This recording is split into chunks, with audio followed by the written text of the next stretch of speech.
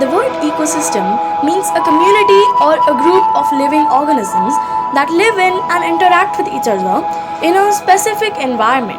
There are many types of ecosystems like forest ecosystem, desert ecosystem, grassland ecosystem, etc. But today in this video, we are going to be focusing on aquatic ecosystem. Aquatic ecosystems include lakes, rivers, streams, estuaries and wetlands. Within these aquatic ecosystems are living organisms that depend on the water for survival, such as fish, plants and microorganisms. As water covers 70% of Earth's surface, it is pretty obvious that this is a really vast topic. And humans don't even know 5% of it. But what we do know is about the desperate need of its protection and the need to stop its exploitation. In this video, we'll be talking about it in detail. So let's move ahead. The aquatic ecosystem is a water-based environment wherein living organisms interact with both physical and chemical features of the environment. There are mainly two types of aquatic ecosystem, namely marine ecosystem and freshwater ecosystems. Marine water ecosystem is the largest aquatic ecosystem. This ecosystem is relatively more concentrated in terms of salinity. Freshwater ecosystem covers less than 1% of Earth's surface and is broadly divided into wetlands, lentic and low-tech ecosystems. Aquatic ecosystem plays an important role.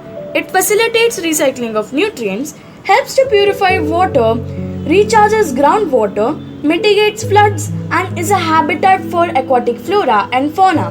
The food chains begin with the producer, organisms which prepare the food, phytoplanktons to zooplanktons, small fishes to kingfisher. Aquatic plants and animals are able to survive in water as water contains 0.7% of dissolved oxygen, which is taken inside their body by specially designed organs and by general body surface in plants. The change in oxygen zones in the oceans as a consequence of burning fossil fuels has been fairly rapid and poses a threat to fish and other types of marine life as well as to people who depend on marine life for nutrition or livelihood. Human activities affect marine life and marine habitats through overfishing, habitat loss, the introduction of invasive species, ocean pollution, ocean acidification, and ocean warming. These impact marine ecosystem and food webs and may result in consequences as yet unrecognized for the biodiversity and continuation of marine life forms. Overfishing is occurring in 1/3 of world fish stocks according to a 2018 report by the Food and Agriculture Organization of the United Nations. In addition, industry observers believe illegal, unreported and unregulated fishing occurs in most fisheries and accounts for up to 30% of total catches in some important fisheries. Marine pollution results from the introduction of industrial, agricultural and residential wastes into the ocean. The majority of this waste, that is 80%, comes from land-based activity, although marine transportation also significantly contributes as well. Given the long-term disastrous effects of ocean pollution, anything we can do to avoid contaminating our seas is a good idea. Reduce the use of chemical fertilizers, opt for reusable bottles and utensils, hold a cleanup, proper dispose of plastics and trash. These are some simple ways to reduce ocean pollution. Reef Watch Marine Conservation Team rescues broken coral and helps secure these fragments using mineral accretion technology and electrolysis. Further, through treatment and care, they help the coral grow back in its natural habitat, monitoring it and preventing coral disease. Coastal Impact NGO hosts a controlled diving program through which it makes sure that underwater creatures do not face any threat from humans.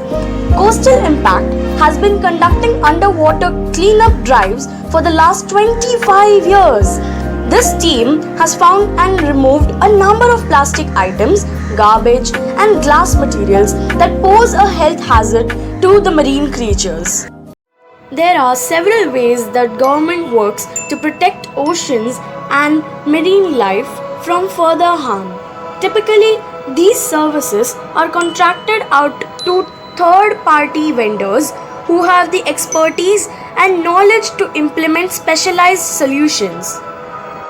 Some examples include fisheries management, conservation and restoration of coastal lands and ocean habitats, wetlands, tidal marshes, seagrasses, and other areas, scientific research on species and plant life, environment data collection and testing, cleanup of oil and chemical spills, waste treatment and trash collection. 2014, US Department of State hosted the first Our Ocean conference where individuals, practitioners, advocates, international ocean and foreign policy communities, as well as lawmakers and industry experts from 90 countries came together to discuss the growing concern of sustainability as it pertains to oceans. The conference has led to the protection of roughly 9.9 million square kilometers of ocean and generated funding more than $9.2 billion to support ocean sustainability programs. The 2016 conference also resulted in a commitment of 136 new initiatives and $5.24 billion of investment to protect another 4 million square kilometers of ocean area. So now it can be understood that it is imperative to save the aquatic ecosystem. How? Because the greed of a few, it is being exploited. We saw that burning of fossil fuels, overfishing, ocean acidification, and rapid change in temperature has greatly affected the marine life. We also saw how plastic affects is the most common pollutant in oceans. There are several ways for saving the oceans like cleaning up of oil and chemical spills, waste treatment and trash management. Something like that we can do on our level is recycling and reuse of plastic. Planting of trees is an activity that is always helpful. It is our duty to salute the great people like Valerie Taylor, Steve Irwin, and Sylvia Earle who have spent their whole life working for aquatic ecosystem conservation.